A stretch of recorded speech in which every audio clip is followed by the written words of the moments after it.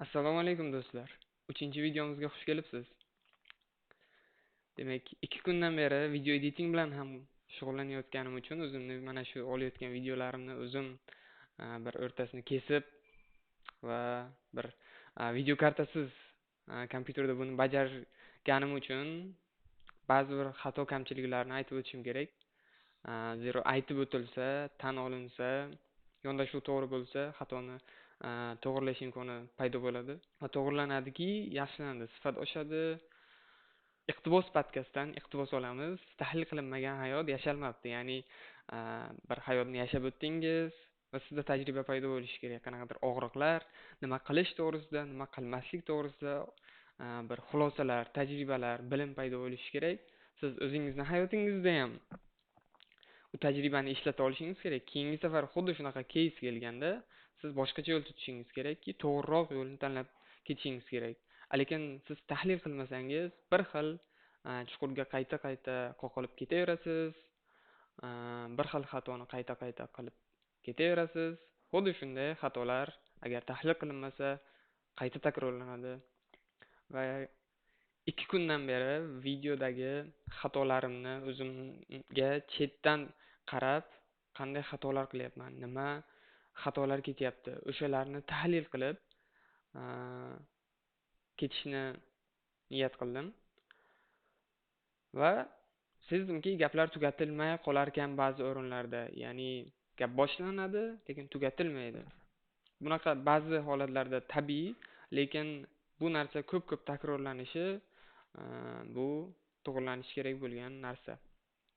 Va fikrlarni jim o'ylash. Albatta, masalan, hozir nima uchun tayyorgarlik qilyapman? Albatta, algoritmlarni to'g'ridan-to'g'ri ishimda qo'llab bo'lmaydi yoki kelajakda qayerga borsam to'g'ridan-to'g'ri qo'llab bo'lmaydi. Va bu anglatadiki, men intervyuga tayyorgarlik qilyapman. Masala yechyapman, masalani aytyapman. Intervyuda qanaqa bo'lish kerak? Intervyuda verbose bo'lish kerak. Ya'ni har bitta nima o'ylayapsiz, qanaqa jarayonlar miyangizda ketyapti, hammasini intervyuer bilan bo'lishib ketishingiz kerak. Lekin intervyuda jim o'ylash, ya'ni jim nima o'ylayotganingizni intervyuerga aytmasdan o'ylash, bu red signal, ya'ni yaxshi emas, best practice emas. Va bugun dushanba, bugun shanba, yakshanbadan o'laroq ish bor, ishdan oldin o'qish bor. Shu uchun hozir vaqt ziq. Masalaga qarasam, masala ham qiyin. Va bugun haqiqiy sinov boshlandi. Tisha tegmagan litkod masala, yangi narsa o'rganishga haqiqatda imkon. Bu narsa haqiqiy video olish kerak, o'qishga ham borish kerak, ishni ham topshiriqlarni bajarish kerak. Mana haqiqiy va yangi hali yechilmagan masalani ham yechib borish kerak. Va bugun videoni 2 ga bo'lib divide and conquer, ya'ni bo'lib tashla va qanaqadir egallab ol usulida olmoqchiman. Nimaga? Chunki masalaga qaraganda sezdimki, bu narsani hozir 1 soat ichida ham o'rganib, ham yecha olmaskanman. Ya'ni yechimga qaramoqchi emasman, chunki yechimga qarasam 10-15 minutda tushunib, videoga gapirib bera olardim. Lekin men konkret tushunmoqchiman yangi narsalarni, yangi keladigan narsalarni. Va boshladik masala yechishni. Bizda top K frequent elements degan masala, bugungi masalamiz. Litkodda 347-masala. Bizda given nums degan array berilyapti bizga va k degan integer berilyapti. Xuddi mana bunaqa ko'rinishda. Va biz mana shu arrayning ichida k ta eng ko'p takrorlangan elementlarni qaytarishimiz kerak va xohlagan tartibda. Ya'ni masalan, mana bu arrayga qaraydigan bo'lsak, bizda 1 3 marta takrorlanyapti, 2 2 marta, 3 1 marta. Va bizda 1 va 2 eng ko'p takrorlangan 2 ta element bo'ladi. Agar masalan k 1 bo'lganda biz faqat 1 ni o'zini qaytarardik. K 2 bo'lgani uchun 1 2 ni qaytaryapmiz. K 3 bo'lganda 1 2 3 ni ham qaytarardik. mana bu yerda ham bitta element kelganda bu bir marta takrorlanyapti, k ham 1 va output ham 1 bo'ladi. Va k bizda 0 bo'lmaydi hech qachon. Va mana bu case'imizni oladigan bo'lsak, kelinglar mana shuni aynan o'zimiz qilib ko'ramiz.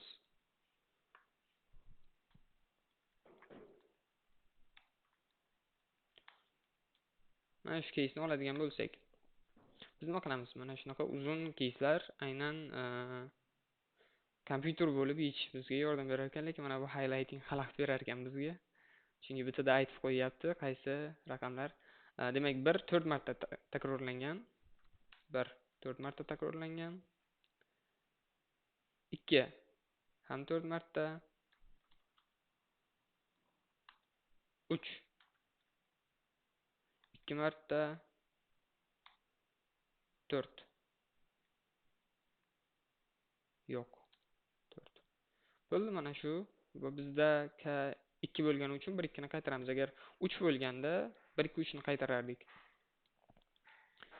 Va bizda 10 mingtagacha raqam bo'lar ekan va minimum bitta raqam bo'lar ekan albatta array'imizda. Va masalan k 2 bo'lsa mana bunaqa case bo'lmas ekan. Ya'ni 3 ta frequent element bor, bir xil takrorlangan, ya'ni 4 4 4.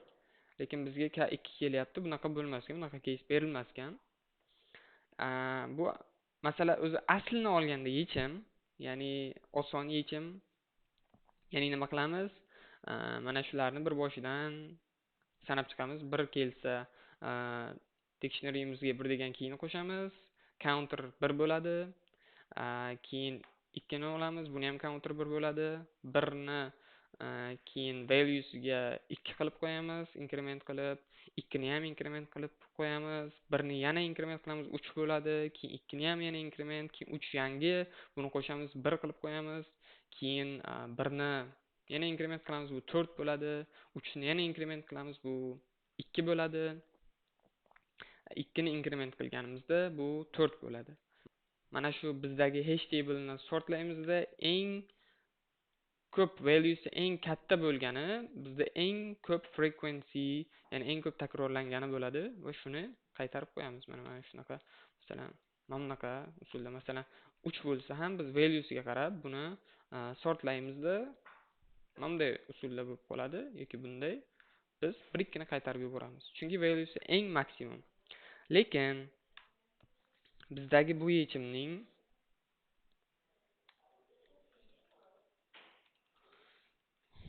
time complexity'si O of biz bir marta yurib chiqyapmiz n va biz sortlayapmiz. Bu teng bo'ladi O n log n complexity'ga. Va bizga aytyapti your algorithm's time complexity must be better than O n log n, where n is the array size. Mana bunaqadan tez bo'lishi kerak deb aytyapti. Ya'ni bu javob hozir tekshirib ko'ramiz, buni yozib ko'ramiz o'zimiz. Bu naive solution, eng birinchi kelgan miyaga solution va buni yana o'zim qo'shimcha topiklarga qarab, qanaqa yechish mumkinligini topiklarga qarab bir izlanib ko'rdim. Buni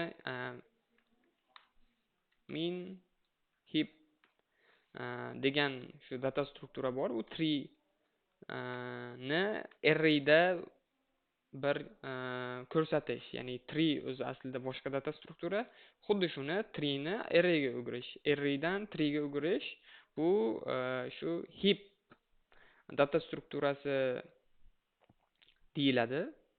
Va biz min heap, ya'ni min heapni biz bu yerda ishlatishimiz mumkin, lekin qanday qilishni bilmadim va vaqt kam bo'lgani uchun bemalol shanba yakshanbaga o'xshab obedgacha vaqtim bo'lmagani uchun hozircha mana shu videoni o'zini mana shu oddiy naive time complexity bilan ko'rsatish niyatida qoldim. Agar sizlarga yoqsa, albatta like bosib, qo'shimcha videolarni kuzatishni unutmanglar.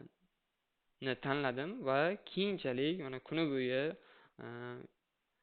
boshqa bo'sh vaqtlarim qolganda shu minhibni o'rganib, minhibni qanday ishlashi, aynan bu masalada biz qanday uni ishlata olishimizni o'rganib, keyinchalik mana shunaqa eng yaxshi time complexity'si bundan kamroq bo'lgan yechimga ham kelib, uni ham videoga tushirib, mana shu video davomida bo'ladi u ham.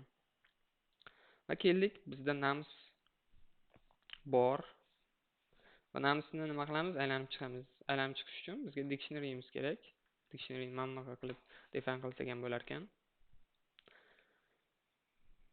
Initialize va biz aylanamiz for num in nums. Va biz default dict ishlatmoqchi edik. Default dictni anonisi int bo'ladi. Mana shunday qilsak to'g'ri bo'ladi adashmasam. dni naminsini olamizda qo'shamiz, tenglik 1 deymiz. Va bo'ldi. Shunchalik osonlashtirib beradi, chunki biz tekshirib o'tirmaymiz get qilib. Masalan, birinchi marta 1 kelganda bu oladida 0 qaytaradi. Intni default holatdagi holati, intning default holati 0 bo'lgani uchun bu ham 0 qaytaradi va biz 1 ga oshirib qo'yamiz va oxirida 4 bo'ladi bu. Endi nima qilamiz? Endi dictimizni value'larini olamiz. Sort qilamiz. Default dictni import qilib olamiz avval. From collections import default dict. Dating default dict int deylik. Bizda dni birinchisi 1 raqami dedi. Deylik, array'imizda 4 marta keldi. 2 3 marta 3 10 marta keldi. Va bizga ikkitasini topishimiz kerak. Va biz qanday qilib sortlashimiz mumkin? Sorted deyimizni items va key bo'ladi bizda lambda.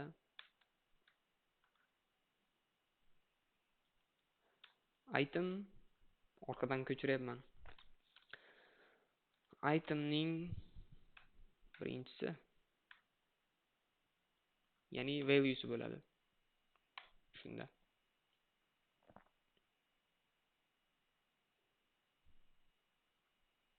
Tushunarli, bu tuple qaytaradi.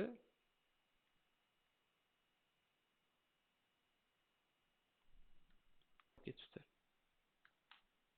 Mana endi run qilib ko'radigan bo'lsak, hammasi test case'lar o'tadi, lekin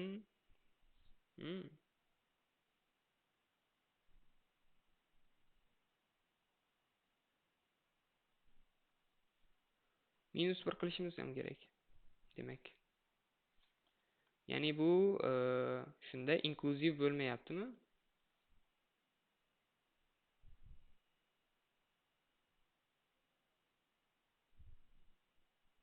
Baribir xato. Output 3 chiqyapti. Nimaga 3 chiqyapti bizda?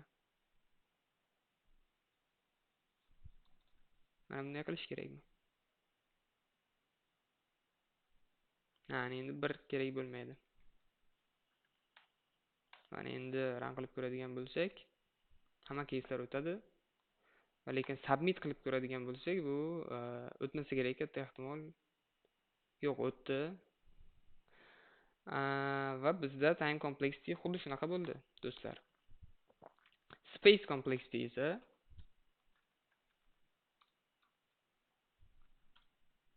bizda qanaqa bo'ldi?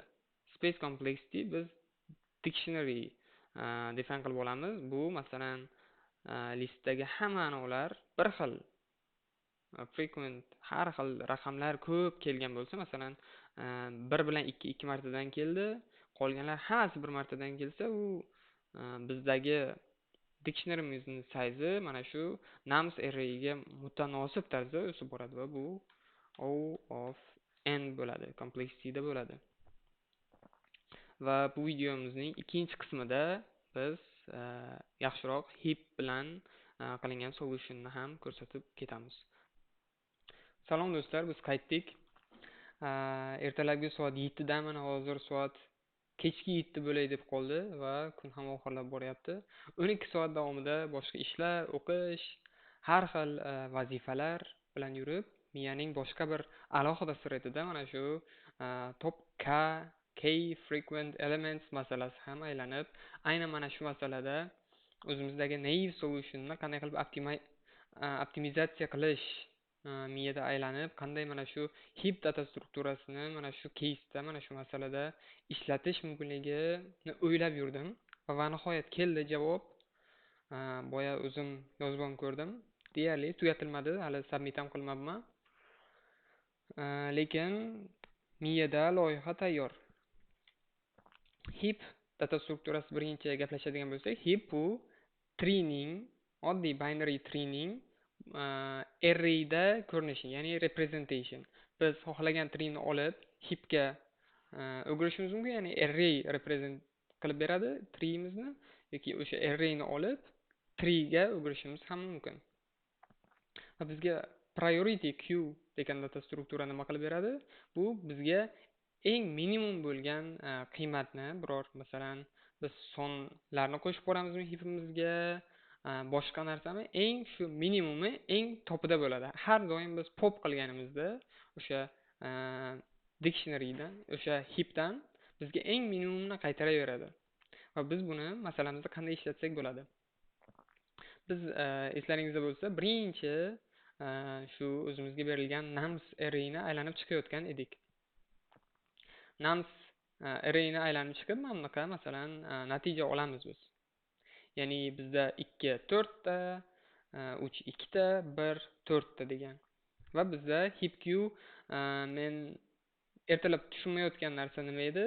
Heap queue'ni qanday qilib biz masalan qanaqadir dictionary yoki list yoki tuple berib yuborishimiz mumkinligini tushuna olmayotgandim va bugun o'qib ko'rsam, heap ga agar masalan shunaqa tuple yoki array yoki boshqa number bo'lmagan obyektlar berib yuborilsa, o'sha iterable obyektlar berib yuborilganda u avtomatik holatda eng birinchisini olar ekan.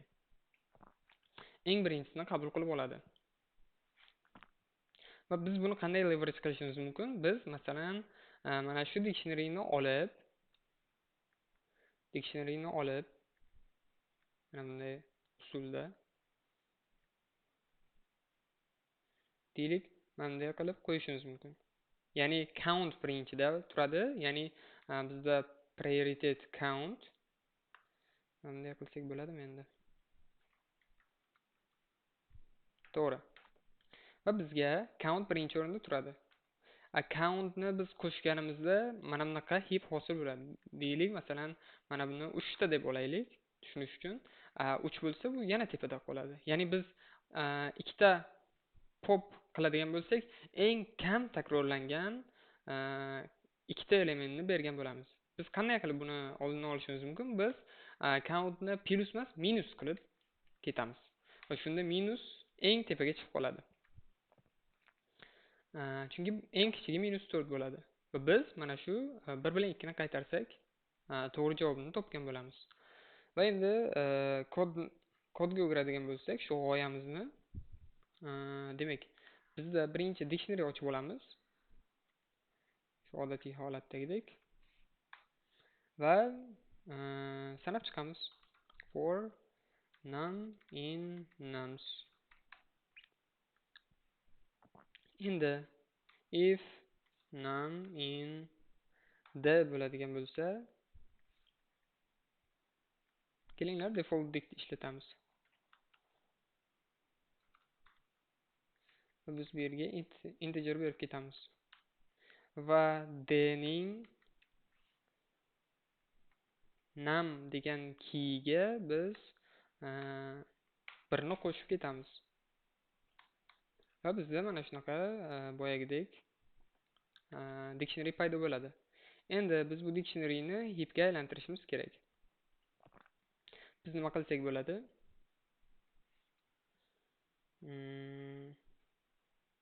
Biz birinchi list qilib olishimiz kerak buni. Qanaqa qilib list qilishimiz mumkin? Bugun demak list comprehension mavzusini bugun o'rgandim. Albatta va'da berganimdek Pythonni ichiga sal kirdim, yana qaytib tanishdim. Balki minus deb ketarmiz birato'la. Va kelinglar endi masalan listga o'girib olamiz buni. Listda qanaqa bo'ladi? Deylik x for x in d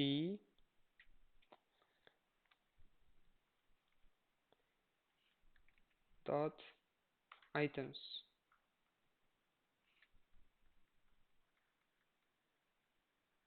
Items deydigan bo'lsak, birdan tuple ishlatib ketsak ham bo'lar ekan. Chunki items tuple qaytaradi bizga. Lekin qanaqa tuple qaytaradi? Shuning uchun items kelinglar sinab ko'ramiz. Deylik bizga dictionary'imiz bor. Mana shunaqa dictionary. Dictionary'ni items qiladigan bo'lsak, dict items buni listga o'giradigan bo'lsak,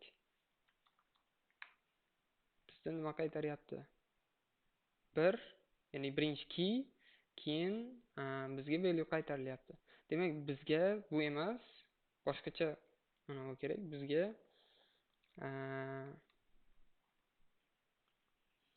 shunaqa oddiy list kerakki, uning birinchi, ya'ni 0-chi indeksda turgan element bizda value ga to'g'ri kelsin. Birinchi indeksda turgani bizdagi keyimizga to'g'ri kelsin. Va shunda biz qachonki heapify qilganimizda heap q.py qilganimizda eng tepaga saralashda bizda frequency'ni sanaydi. Frequency teskari bo'lgani uchun hammasi eng minuslar, eng kichkinalar tepaga chiqib qoladi. Va biz har safar pop qilganimizda bizga mana shuni qaytaradi.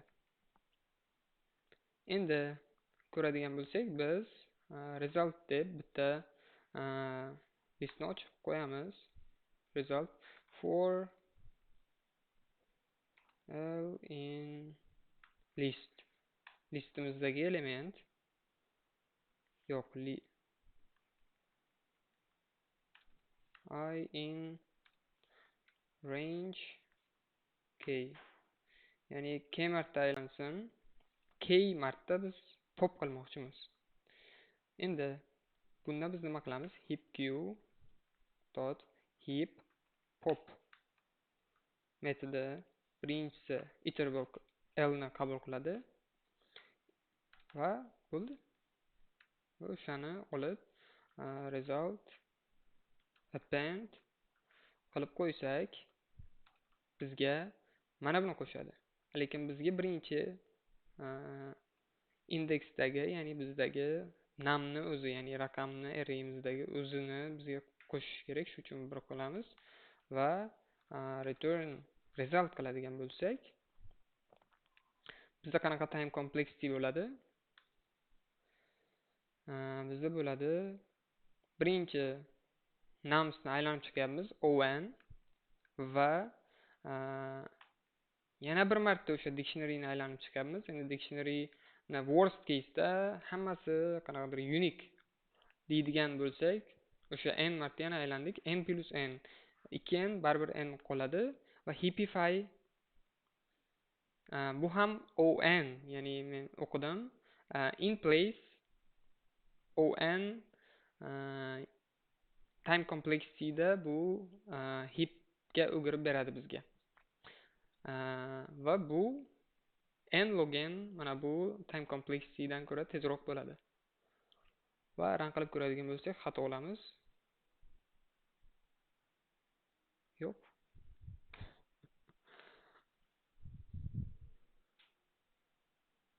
Albatta do'stlar, mana shunaqa gaplar va bu yaxshi metod ekan. Ertalab masala yechishni boshlaysiz.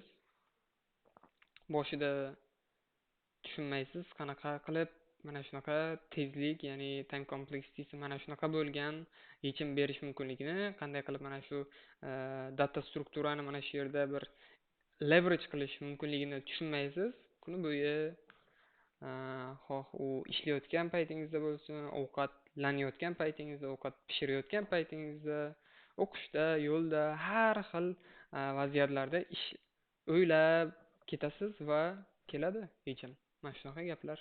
Rahmat.